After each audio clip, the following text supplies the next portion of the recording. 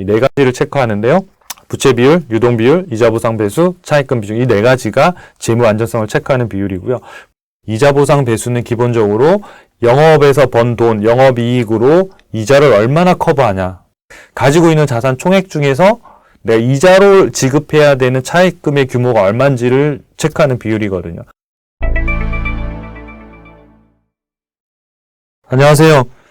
미국 주식 탐구생활 미탐TV 김인중입니다.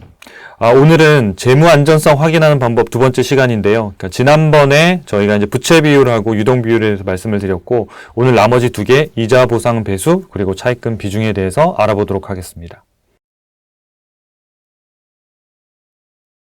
네. 지금 계속 하고 있는 부분들은 미국 주식, 관련해서 이제 어떤 재무정보라든지 재무제표 보는 방법들을 쭉 이렇게 하고 있는데요. 유튜브 채널에서는 이제 여러분들이 미국 주식 초등학교 코너를 보셔가지고 쭉 따라오시면 좋아요. 그래서 이 부분에 대해서 갑자기 이해가 잘 안 되시면 앞부분부터 이렇게 쭉 그러니까 흐름을 가지고 오는 거기 때문에 그걸 같이 보시면 훨씬 더 이해가 잘 되실 거라고 생각합니다. 오늘은 이제 기업의 리스크를 체크하는 건데요. 그러니까 이 리스크를 체크하는 이유는 뭐냐면, 기업이 크게 문제가 되거나 또는 분식회계를 하거나 이런 것들이 지표들이 안 좋기 때문에 분식회계를 하는 거거든요. 그래서 이런 위험에 있는 기업들을 미리 좀 걸러내는 이런 지표들이 바로 재무 안정성을 확인하는 지표입니다. 그래서 세 번째 시간 이자 보상 배수에 대해서 좀 알아볼 텐데요.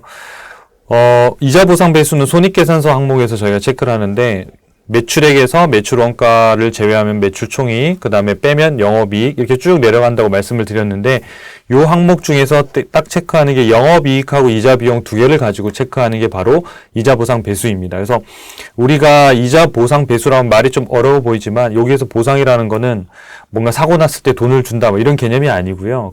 영어로 하면 커버리지라는 뜻이거든요. 그래서 좀 보상이란 말이 딱 와닿지는 않는데, 그러니까 이자를 그러니까 이자를 다 감당할 수 있냐? 이거 당연히 감당할 수 있냐를 물어보는 거니까, 감당할 수 있고 그걸 많이 감당할 수 있을 만큼 그 배수가 높으면 높을수록 안전한 기업이 되는 거겠죠. 그래서 이자 보상 배수는 기본적으로 영업에서 번 돈, 영업이익으로 이자를 얼마나 커버하냐, 몇 배를 커버할 수 있냐, 이런 뜻이다라고 이해하시면 아마 이 지표를 보시는데 훨씬 아마 쉽게 이해가 되실 수 있을 것 같습니다. 그래서 이자 보상 배수는 바로 이 영업이익하고 이자 비용, 이렇게 영업이익을 이자 비용으로 나눈, 그러니까 공식을 외우지 마시고요. 영업이익이 이자 비용을 커버하는 거다, 이렇게 우산처럼 덮는 거다, 이런 개념으로 이해하시면 될 것 같아요. 그래서 보통 일반적으로 한 배 이상이면 안전하다라고 판단하는데요. 한 배라고 하는 건 뭐냐면 위아래가 똑같다는 얘기거든요. 그러면 이자 비용이 100억 달러인데, 예를 들어서 100억 달러다. 이게 뭐 너무 많네요. 1억 달러라고 할게요. 이자 비용이 뭐 1억 달러인데 영업이익도 1억 달러다. 그러면 영업에서 번 돈으로 이자 비용 다 나간다는 거예요. 근데 이게 안전하다고 볼 수는 없잖아요. 그래서 일반적으로 1이면 최소한 이자 비용을 낼 수 있다라는 뜻이 되는 거지, 이자 비용이 1이라고 해서 안전한 건 아닙니다. 그래서 기본적으로 좋은 기업들 같은 경우는 이자 비용, 보상 배수가 한 배 수준이 아니라요. 뭐 적게는 6, 7배에서 많으면 뭐 10배, 20배 막 엄청나게 높습니다. 그래서 기본적으로 확실히 안전하거나 그렇지 않거나지 한 배, 뭐 한 1.2배가 안전하냐, 이런 건 아닙니다. 그래서 훨씬 더 높아야 된다고 보시면 될 것 같고요. 만약에 이자 보상 배수라는 게 1배 미만, 즉 한 해 벌어들인 이익이 이자를 감당할 수 없는 수준이 계속되면 어떻게 될까요? 당연히 돈이 추가로 필요하겠죠. 그럼 돈을 추가로 조달하는 방법은 제가 두 가지라고 말씀드렸어요. 기업에. 첫 번째는 주주한테 빌리는 것, 그게 증자라고 말씀을 드렸고, 또 하나는 금융기관에서 빌리는 것, 이게 바로 차입이라고 얘기하는 겁니다. 그래서 둘 중에 하나가 발생할 수 있는데, 이 비율이 낮은 기업들 같은 경우에 여러분들이 항상 증자를 발표하거나 또는 뭐 대규모 차입을 한다든가 이런 기사들이 나올 수 있습니다. 특별히 유상증자를 발표하는 경우에는 일반적으로, 그러니까 특별하게 무슨 투자나 M&A를 위해서 하는 경우를 제외하고 나면 대부분의 주가가 좀 이렇게 약세를 보이는 경우가 많습니다. 그래서 그런 경우에는 좀 유의하고 조심해서 보셨다가 이 회사가 설비 투자하고 성장하는데 반면이 필요한 거다라고 보면, 그때 주가가 조정받았을 때 오히려 투자 시점을 잡으시는 게 이런 기업들에 투자하는데 좀 도움이 되실 것 같습니다. 사례를 좀 살펴볼게요. 그래서 테슬라라고 하는 기업인데요. 뭐 너무 잘 아시는 기업이죠. 그래서 이 연간의 손익계산서 항목을 보면 여기 영업이익하고 이자 비용이 있잖아요. 그래서 영업이익이 계속 적자가 나다가 2020년도에 이제 큰 폭 흑자가 났습니다. 그래서 탄소 배출권도 있고 이렇게 해서 영업이익이 나긴 했습니다만은 어쨌든 영업이익 흑자였고 이자 비용이 한 7억 달러 정도가 나가고 있지만 현재로서는 영업이익으로 커버할 수 있는 정도 수준에 들어가면서 안전성이 매우 높아졌다고 볼 수 있는 거죠. 그러니까 재무 리스크는 거의 이제 사라져간 형태인 거죠. 그러니까 2017년, 2018년도 여전히 캐시플로우가 모자르고 했지만 이제 지금은 이제 영업이익으로 이자 비용을 감당하고 또 그런 캐시플로우를 쌓아갈 수 있는 이제 구조에 들어갔다 이렇게 보여집니다. 그래서 여기에서 2017년에서 19년 사이에 보면 이 영업이익은 적자고 이자 비용은 많으니까 아까 제가 뭐라 그랬죠? 돈이 없으면 빌려야 돼요. 그러니까 빌리는 게 주주한테 빌리든지 차입을 하든지 그게 바로 여기 보시면 차입을 했는지 자본 총계가 늘어났으면 이 자본 총계 안에 이제 주주가 증자하면 늘어나는 부분들이 있거든요. 그래서 자본 총계가 이익이 안 났는데도 불구하고 콱 늘었다. 그럼 이건 대부분 다 증자했다 이렇게 보시면 됩니다. 그래서 여기 보면 차입금이 이렇게 쭉 늘다가 2020년도에는 차입금이 크게 늘진 않았죠. 그래서 이때 보면 자본금이 자본 총계가 66억 달러에서 220억 달러로 큰 폭으로 늘었죠. 그러니까 요 사이에 대규모 유상 증자가 있었던 거죠. 그래서 증자를 통해서 상당 부분 모자랐던 캐시 부분들을 채워넣고 그런 것들을 시설 투자하고 또 그런 걸 가지고 매출액을 늘리고 영업이익을 내면서 이제는 아마 당분간은 어떤 M&A나 특별한 어떤 대규모 투자가 아니고서는 유상증자 이슈나 차입금을 대규모로 빌리거나 하는 이슈는 테슬라에 당분간은 발생할 가능성이 높지는 않습니다. 그래서 이런 재무적인 리스크는 많이 완화되어 있는 그런 상태라고 볼 수 있고요. 또 한 개 기업 니오를 보시면 중국 기업이죠. ADR 기업인데 이 기업이 이제 과거에 테슬라의 한 몇 년 전에 재무제표 흐름하고 비슷하게 간다고 보시면 될 것 같아요. 그래서 여전히 이제 단위는 이제 ADR에서 100만 위안인데요.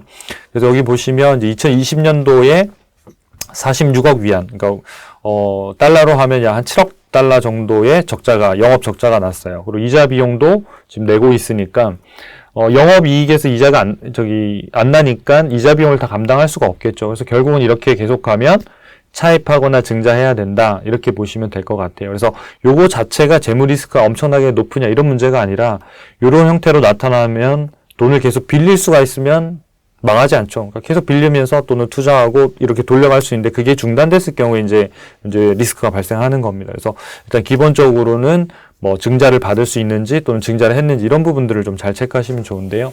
니오도 똑같이 테슬라처럼 살펴보시면 이때는 단기 차입금이나 이런 차입금들이 장기 차입금이 큰 폭으로 늘죠. 그래서 차입을 해왔다라는 걸 알 수 있고 그다음에 여기 자본 총계를 보면 2019년도에 마이너스였다가 마이너스 63억 위안이었다가 여기 2020년도에는 이익이 안 났잖아요. 적자인데도 불구하고 이익이 나면 자본이 늘어나지만 이익이 안 났는데도 불구하고 지금 여기서 갑자기 한 270억 위안 정도로 자본 총계가 플러스로 확 전환했잖아요. 그러니까 그만큼의 증자가 있었다라는 거예요. 그래서 그 정도의 증자가 지금 이루어졌기 때문에 당분간 영업이익이 2, 3년 정도 적자가 나더라도 대규모 증자가 필요하거나 이런 상황들은 아니라고 보여지는 거죠. 그래서 재무 안전성을 체크할 때는 이거 하나만으로 볼 수는 없고요. 지난 시간에 했던 부채 비율, 유동 비율, 또 여기에서 얘기하는 차입금 관련된 내용들, 이자 보상 배수, 또 차입금 비중 이런 것들을 종합적으로 판단해야 되고요. 마지막으로 또 다음에 또 다룰 우리가 현금 흐름표와 관련된 영업활동 현금이 캐시가 플러스 전환하냐 이런 부분들도 종합적으로 보셔야 돼요. 근데 여기에서는 일단은 이자 보상 배수와 관련된 이 부분으로 좀 집중해서 이렇게 보는 거다라고 이해하시면 될 것 같아요. 그래서 니오도 현재로서는 이자를 못 내는 정도의 적자를 기록하고 있지만 최근에 증자를 통해서 그 자본들을 조달해서 한 2, 3년 정도의 어떤 영업을 충분히 할 수 있는 정도의 캐파는 지금 갖춰놓은 상태다. 이렇게 이해하시면 될 것 같습니다.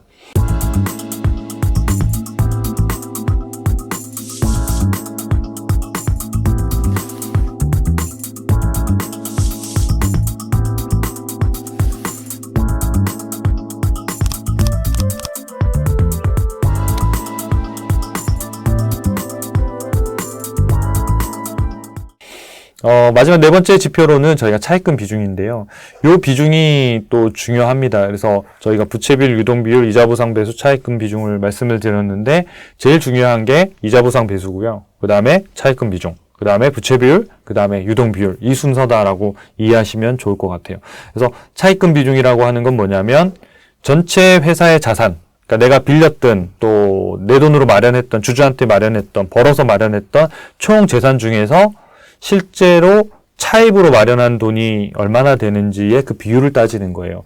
예를 들어서 여러분들이 만약에 뭐 아파트를 샀다. 아파트를 뭐 서울 워낙 비싸니까 뭐 10억이라고 해봅시다.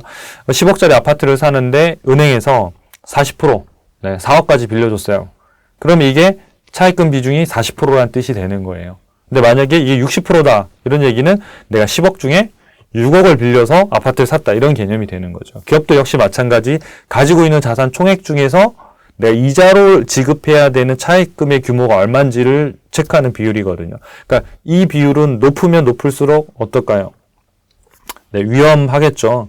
아까 이자 보상 배수는 높으면 높을수록 좋겠죠. 왜냐하면 이자 비용을 커버하고 덮어주는 거니까 많이 덮을수록 좋잖아요. 그러니까 높을수록 좋은 거고 차입금 비중은 그냥 딱 느낌상 보면 차입금 비중이니까 낮을수록 좋겠죠. 그래서 요 차입금 비중 같은 경우에는 예를 들어서 한 40%가 넘어가면 상당히 좀 이자를 지급하는데 문제가 발생할 수 있습니다. 그럴 정도로 높다는 거죠. 그래서 이런 부분들은 여러분들이 실제로 뭐 은행에서 돈을 빌려보셔도 아시잖아요. 그러니까 차입금 비중이 이 정도 전체 자산이 넘어가기 시작하면 이자에 허덕이고 뭐 이렇게 쉽지 않다는 거죠. 급여를 받고 뭔가 소득이 생기더라도 뭐 하다 보면 이자 비용 다 따고 나면 이제 생활비가 없는 이런 상황이 발생할 수 있다는 거죠. 그래서 기업들도 역시 마찬가지 이 차입금 비중이 40%가 넘어가면 상당히 좀 위험할 수 있고 특히나 시중금리가 상승할 경우 차입금 규모가 크기 때문에 시중금리가 뭐 0.25%포인트 또는 0.5%포인트 이렇게 오르게 되면 이자가 감당해야 되는 게 확 높아진다는 거죠. 그래서 그런 금리 상승 시기에는 이런 차입금 비중이 높은 기업들은 좀 유의해서 보시는 게 좋습니다. 똑같은 사례로 저희가 테슬라하고 뭐 니오를 같이 볼 텐데요. 이 차입금 비중은 아까 말씀드린 대로 전체 자산 총계 중에서 단기 차입금과 장기 차입금, 그냥 이자를 지급해야 될 요 두 개를 금액을 더한 거를 나눈 금액이에요. 그래서 2014년도부터 보면 43%, 이때는 상당히 높았던 거죠. 그러니까 차입금 비중이 높다는 얘기는 더 이상 저걸 올리기도 쉽지 않다는 얘기예요. 그래서 결국은 주주에게 빌려서 증자를 해서 저 비율을 낮출 수밖에 없다는 겁니다. 그래서 33% 이렇게 해서 다시 40%까지 갔다가 최근에는 23%까지 뚝 떨어졌죠. 그러니까 떨어진 이유는 뭐였죠? 아까 우리가 앞에서 본 듯이 2020년도에 증자한 내용들이 금액들이 있다 보니까 그 금액들이 하니까 전체 자산 대비한 차입금의 비중이 줄어들게 된 거죠. 그러니까 차입금 자체가 줄어든 게 아니죠. 이 두 개 합쳐보면 2019년도나 2020년도나 금액상으로 보면 거의 비슷해요. 근데 비율이 한 40%에서 23% 거의 절반 수준 떨어진 이유는 자본이 늘어서 증자했고 이런 부분들이 이제 이 부분에 반영이 됐다는 것, 그리고 회사가 이익을 내면서 또 자본을 증가시킨 부분, 이런 부분들이 차입금 비중을 줄여서 테슬라는 재무적으로는 지금은 상당히 안전한 구조에 지금 들어가 있다, 이렇게 보시면 될 것 같습니다. 두 번째 니오라는 회사를 보면 니오는 이제 아까 말씀드린 대로 테슬라를 재무제표를 한 2, 3년 이렇게 후로 이제 따라가는 그런 형태의 흐름을 보이고 있는데요. 아마 이제 니오라는 회사도 현재의 성장성을 유지한다고 하면 영업현금이 먼저 플러스로 전환을 하게 될 거고요. 그 이후에 영업이익이 흑자로 전환하는 이런 구조로 바뀌게 될 겁니다. 근데 투자자들은 이제 이런 성장들이 명확하다고 보는 분들은 조금 재무안전성이 떨어지더라도 그때 투자하실 수도 있고요. 나는 이런 기업들은 좀 불안하다라고 하면 영업활동 현금이, 그러니까 영업이익보다는 아마 영업활동 현금이 먼저 플러스 전환할 거예요. 그때부터 투자를 시작하시더라도 재무 안전성은 훨씬 높인, 그러니까 재무 리스크는 상당히 낮춘 상태에서 그때부터라도 뭐 상당 부분 주가가 잘 반영되고 오를 수 있기 때문에 좀 더 보수적인 투자자들은 요럴 때보다는 뭐 이렇게 영업활동 현금 흐름을 체크하셔서 그게 플러스로 전환할 때 시점을 잡으셔도 좋고요. 나는 니오나 또는 뭐 니오가 아니라 어떤 기업이라도 어떤 내가 상태나 성장성 이런 걸 봤을 때는 뭐 충분히 자금을 회사가 조달할 수 있고 증자를 하면 나는 이 회사와 같이 함께 증자에 참여해서 같이 사업을 해보겠다는 생각을 그런 거에 신뢰가 있다 그러면 사실 큰 문제가 안 될 수도 있습니다. 문제가 되는 것들은 이런 것들이 혹시 매출액이 없는 회사들이 진짜 조심하셔야 돼요. 매출액이 미미한데 이런 형태로 나타나면 상당히 그냥 위험하다고 보시면 됩니다. 그런 건 자산을 대부분을 잃을 수 있기 때문에 이런 재무 리스크를 체크하실 때 반드시 매출액 사이즈가 어느 정도 이상 나오는지 이런 부분들을 체크하는 게 되게 중요합니다. 그래서 니오 같은 경우에 차입금 비중을 살펴보면 지금 현재는 증자를 통해서 이제 비중이 한 17% 정도로 낮아져 있는 상태입니다. 그래서 정리를 해드리자면 이 네 가지를 체크하는데요. 부채 비율, 유동 비율, 이자 보상 배수, 차입금 비중 이 네 가지가 재무 안전성을 체크하는 비율이고요. 부채 비율하고 유동 비율은 지난번 영상에서 제가 다뤘습니다. 그래서 부채 비율은 국내 주식하고는 달리 좀 높더라도 큰 문제가 되지 않을 수 있다. 왜냐하면 미국 기업들 같은 경우에 자사주 매입이나 배당들을 통해서 자본 사이즈를 계속 줄이거나 오히려 그런 걸 통해서 마이너스로 간 기업들도 있기 때문에 부채 비율이 뭐 200%다 300%다 그래서 위험하다라고 볼 수는 없습니다. 국내 기업들 같은 경우에는 그 정도 높은 기업들이 많지 않기 때문에 그런 경우에는 재무 리스크를 체크하셔야 되고요.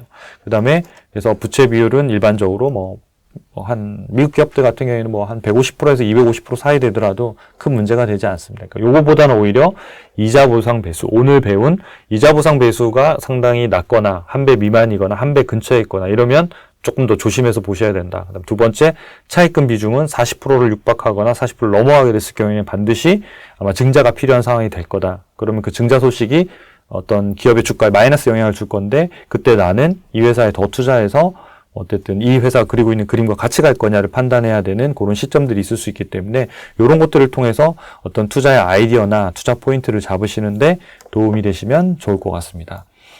구독, 좋아요, 알림 설정 부탁드리겠습니다. 감사합니다.